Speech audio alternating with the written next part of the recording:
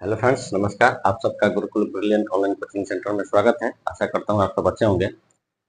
तो आज का अपना टॉपिक जो है टर्मिनेटिंग डेसिमल या नंबर।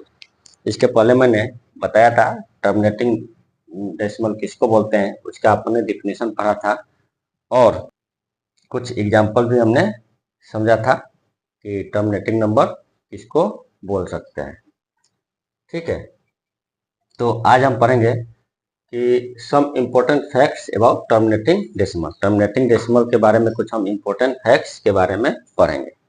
ठीक है, और जानेंगे कि टर्मिनेटिंग नंबर को कैसे पहचानना है। जैसे कोई यदि नंबर दे दिया एग्जाम में और बोल दिया कि बताइए ये टर्मिनेटिंग नंबर है, नॉन टर्मिनेटिंग रिपीटिंग नंबर है या non terminating non repeating number है, तो उसको कैसे पहचानेंगे। तो आज हम उसके बारे में जानेंगे कि यदि एग्जाम में आता है तो उसको कैसे पहचानना है, कैसे हल करना है। ठीक है, तो हम कुछ इंपॉर्टेंट फैक्ट्स देखते हैं, जिसमें अपना पहला पॉइंट जो रहेगा, पहले भी मैंने बताया था कि all terminating decimal are rational number. जितने भी टर्मिनेटिंग डेसिमल होंगे वो सब क्या होंगे, रेशनल नंबर होंगे। But all rational number are not terminating decimal. मतलब जितने भी टर्मिनेटिंग नंबर होंगे उन सबको हम रेशनल नंबर बोल सकते हैं, लेकिन जरूरी नहीं है कि जो रेशनल नंबर हो वो टर्मिनेटिंग नंबर भी होगा। सारे रेशनल नंबर को टर्मिनेटिंग नंबर नहीं बोलेंगे, वो टर्मिनेटिंग नंबर हो भी सकता है और नहीं भी हो सकता है। ठीक है, तो पहला पॉइंट क्या हो गया, all terminating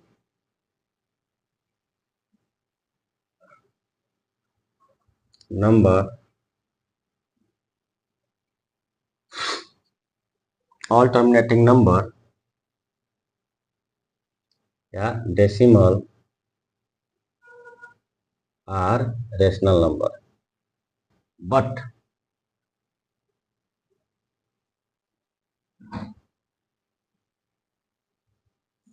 all rational number are not terminating decimal।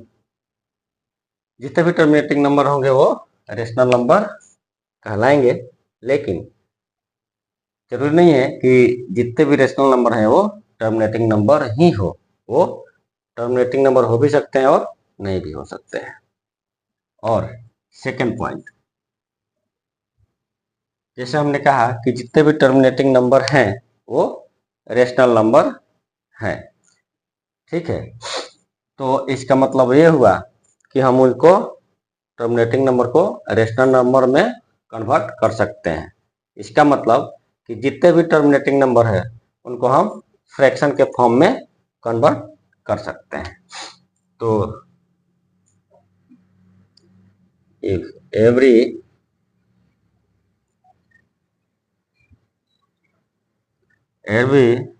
Terminating number या डेसिमल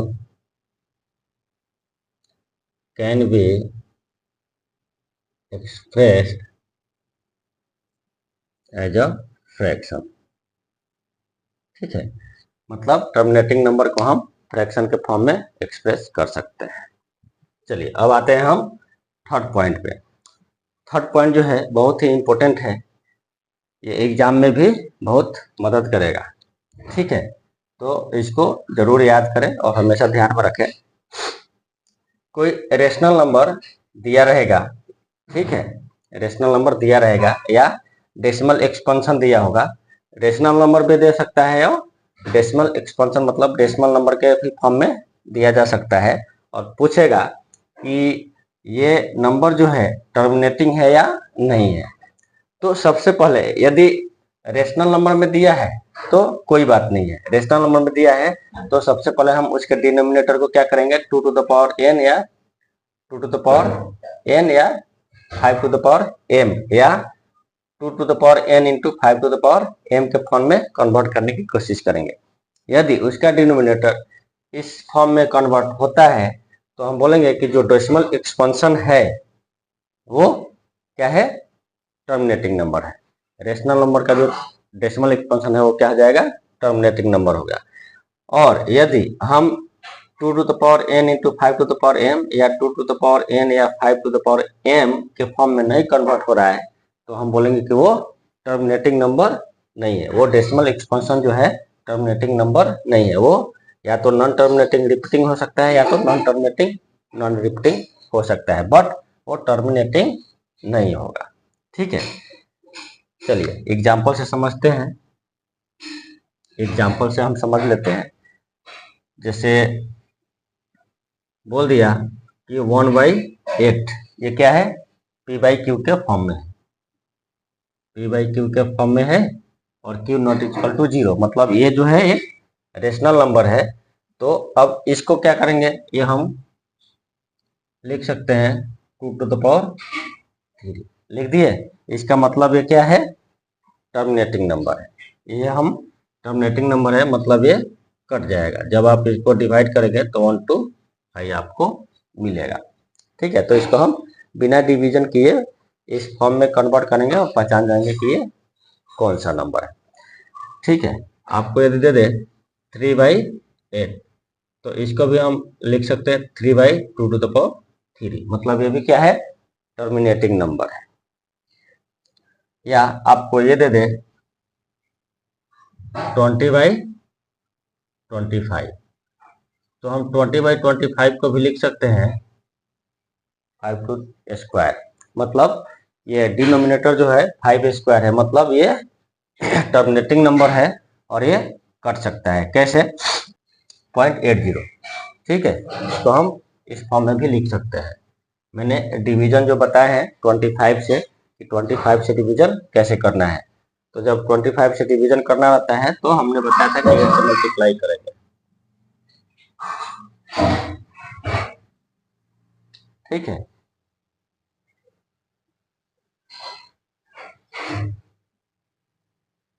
तो ये भी एक टर्मिनेटिंग नंबर है, क्योंकि हम या तो 5 टू द पावर m के फॉर्म में कन्वर्ट कर रहे हैं और डिवीजन देने पे भी इसका 0.8 डेसिमल नंबर के एक डिजिट के बाद ये पूरी तरह से कट जाता है, मतलब इसका रिमाइंडर जो है 0 हो जाता है।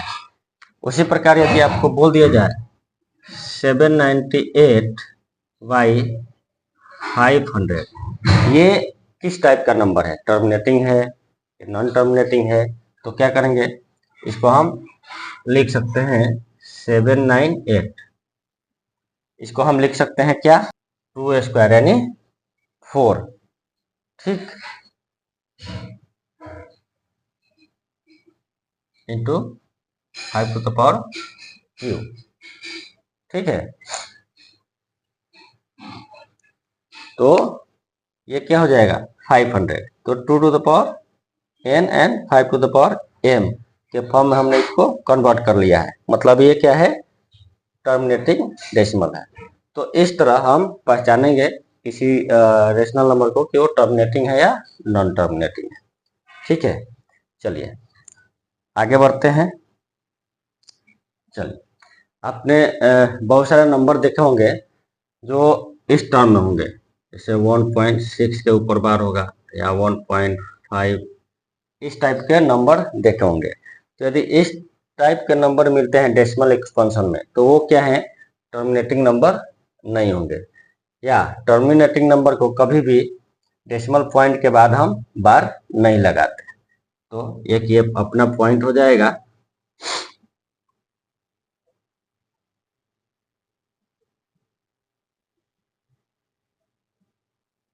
इट शुड नॉट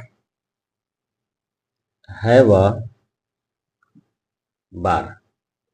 ठीक है, अभी मैंने बताया कि कोई भी डिजिट हो उसके डेसिमल पॉइंट के बाद यदि डिजिट के ऊपर बार लगा है तो वो टर्मिनेटिंग नंबर नहीं होगा, क्योंकि टर्मिनेटिंग नंबर में डेसिमल पॉइंट का जो डिजिट होगा उसके बाद का, उस पर बार हम नहीं लगाएंगे। Over the finite digit, finite digit, जो भी डेसिमल पॉइंट के बाद फाइनाइट डिजिट आपको मिलेगा आफ्टर डेसिमल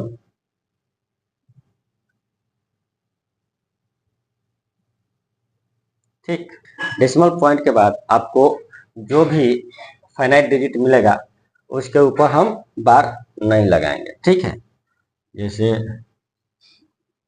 125, इसमें बार नहीं आएगा।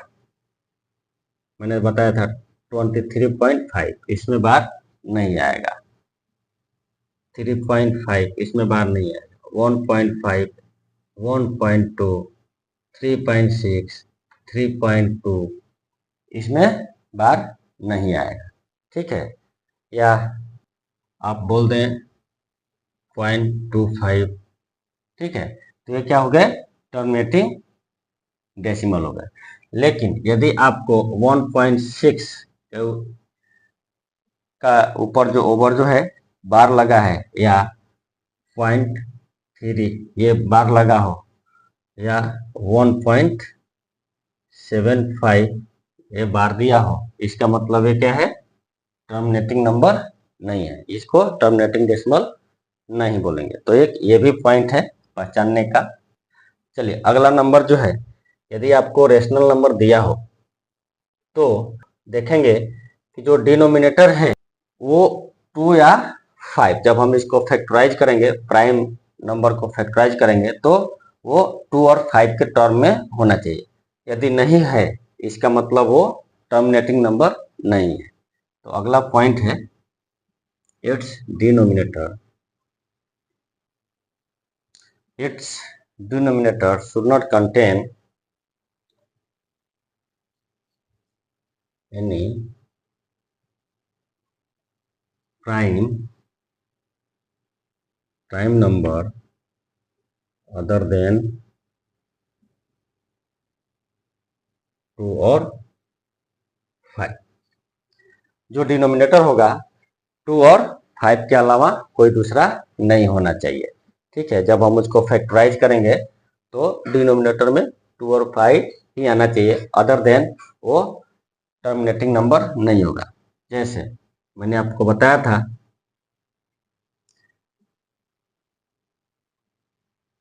798/500, जब हमने यहाँ पे डिनोमिनेटर को फैक्टराइज किया था तो क्या आया था? 2² इंटू 5⁻3, ठीक है।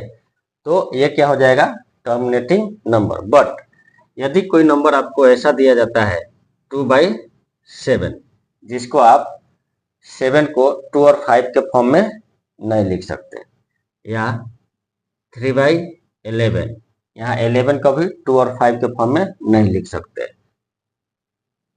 3/13, 13 को भी 2 और 5 के फॉर्म में नहीं लिख सकते, 20/11, इसको भी आप 2 और 5 के फॉर्म में नहीं लिख सकते। इसका मतलब ये जो नंबर होंगे टर्मिनेटिंग नंबर नहीं होंगे। क्यों? क्योंकि डिनोमिनेटर जो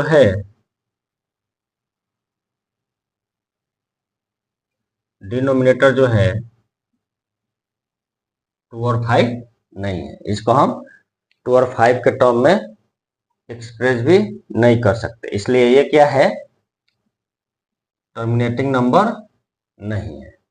बट यहाँ पे यदि इसको देखें तो इसको 2 और 5 के फॉर्म में कन्वर्ट कर सकते हैं डिनोमिनेटर को, तो इसको हम टर्मिनेटिंग नंबर बोलेंगे। तो ये रहा अपना आज का टर्मिनेटिंग डेसिमल के बारे में इम्पोर्टेंट पॉइंट, जिसके हेल्प से आप किसी भी रेशनल नंबर को पहचान सकते हैं कि वो टर्मिनेटिंग नंबर है या नहीं है। तो इसको आप याद रखें, क्योंकि एग्जाम में ये देता है और ये पॉइंट जो है छूट जाता है। क्यों? क्योंकि लड़के ये पॉइंट नहीं पढ़ते हैं। तो आशा करता हूँ ये पॉइंट आप लोग को समझ में आया होगा। वीडियो को लाइक करें, शेयर करें और अपने अपने दोस्तों को बोलिए कि चैनल को सब्सक्राइब करें, ताकि उनको भी इस तरह के टेक्निकल वीडियो और कंसेप्चुअल वीडियो मिल सके। तब तक मिलते हैं हम अगले वीडियो में एक नए इंटरेस्टिंग कंसेप्ट के साथ। धन्यवाद।